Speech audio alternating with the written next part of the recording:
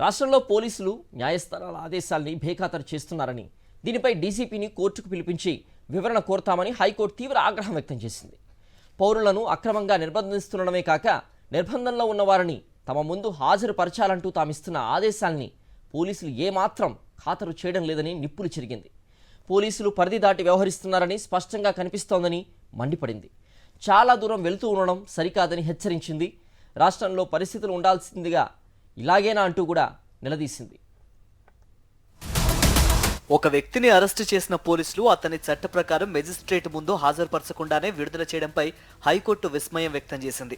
అంతేకాక నిర్బంధించిన వ్యక్తిని తమ ముందు హాజరుపరచాలన్న ఆదేశాలను సైతం పోలీసులు పట్టించుకోలేదంటే ఏమనుకోవాలని ప్రశ్నించింది. ఈ కేసు చాలా చిన్నదని, ఇలాంటి కేసులు ఎన్నో ఉన్నాయని, దీనిపై కోర్టు సమయం వృధా చేసుకోరాదంటూ ఇచ్చాపురం ఇన్స్పెక్టర్ చిన్నం నాయుడు తరపు న్యాయవాది చెప్పడంపై హైకోర్టు ఒకంత విస్మయం వ్యక్తం చేసింది. పోలీసుల చర్యలు మీకు చిన్న విషయంగా కనిపిస్తోందా అంటూ నిలదీసింది. మీరు మొన్నటి వరకు కక్షిదారులు ఉన్నారని, ఇప్పుడు అధికారుల వైపు ఉన్నారని, అయితే న్యాయం అందరికీ ఒకటేనన్న విషయం మర్చిపోవద్దని స్పష్టం చేసింది.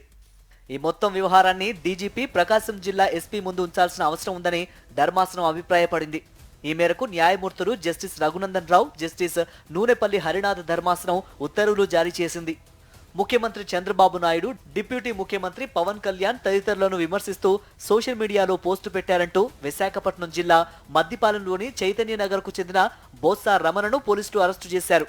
దీంతో రమణ భార్య బోత్సా లక్ష్మి తన భర్తను ప్రకాశం జిల్లా పొదిలి, దర్శి పోలీసులు అక్రమంగా నిర్బంధించారని, ఆయన్ను కోర్టు ఎదుట హాజరుపరిచేలా ఆదేశాలు ఇవ్వాలని కోరుతూ హైకోర్టులో హెబియస్ కార్పస్ పిటిషన్ దాఖలు చేశారు. ఈ వ్యాజ్యంపై జస్టిస్ రఘునందన్ రావు ధర్మాసనం ఇటీవల విచారణ జరిపింది. రమణను తాము అరెస్టు చేయలేదని పొదిలి, దర్శి స్టేషన్ హౌస్ ఆఫీసర్లు హైకోర్టుకు నివేదించారు. అయితే పిటిషనర్ తరపు న్యాయవాది శశిధర్ రెడ్డి మాత్రం రమణ పోలీసుల అక్రమ నిర్బంధంలోనే ఉన్నారని వివరించారు. దీంతో హైకోర్టు తదుపరి విచారణ సమయంలో రమణను తమ ముందు హాజరుపరచాలంటూ గత ఏడాది నవంబర్ 11న ప్రకాశం జిల్లా SP, Podili, Darsi station house ఆఫీసర్లను ఆదేశించింది. గత ఏడాది నవంబర్ 13న కేసు విచారణకు రాగా రమణను శ్రీకాకుళం జిల్లా ఇచ్చాపురం పోలీసులు అరెస్టు చేశారని, ఆయన్ను స్థానిక కోర్టు ముందు హాజరుపరచగా కోర్టు జ్యుడిషియల్ రిమాండ్ విధించినట్లు ప్రభుత్వ న్యాయవాది చెప్పారు. దీంతో హైకోర్టు ఈ కేసులో ఇచ్చాపురం ఎస్హెచ్ఓను ప్రతివాదిగా చేర్చింది. అలాగే పొదిలి, ఇచ్చాపురం ఎస్హెచ్ఓలను స్వయంగా కోర్టు ముందు హాజరుపరచాలని ఆదేశించింది. ఈ ఆదేశాల మేరకు ఇద్దరు ఎస్హెచ్ఓలు ధర్మాసనం ముందు హాజరై వివరణ ఇచ్చారు. సామాజిక మాధ్యమాల్లో పోస్టులు పెట్టినట్లు అంగీకరిస్తూ రమణ వాంగ్మూలం ఇచ్చారన్నారు. ఆ తర్వాత సెక్షన్ 41A నోటీసు తీసుకోవడానికి రమణ నిరాకరించడంతో ఆయన్ను అరెస్టు చేసి అనంతరం విడిచిపెట్టామని పొదిలి ఎస్హెచ్ఓ చెప్పారు. తాజాగా బుధవారం ఈ వ్యాజ్యం మరోసారి విచారణకు వచ్చింది. పొదిలి ఎస్హెచ్ఓ తీరుపై ధర్మాసనం విస్మయం వ్యక్తం చేసింది. ఓ వ్యక్తిని అలా ఎలా అరెస్టు చేస్తారని, ఓసారి వాంగ్మూలం నమోదు చేసిన తర్వాత సెక్షన్ 41A నోటీసు ఇవ్వాల్సిన అవసరం ఏముందో అర్థం కావడం లేదంది. బాధ్యతాయుతమైన అధికారి అయి ఉండి ఓ వ్యక్తిని అలా అరెస్టు చేసి ఇలా వదిలేశామని ఎలా చెబుతారంటూ ప్రశ్నించింది.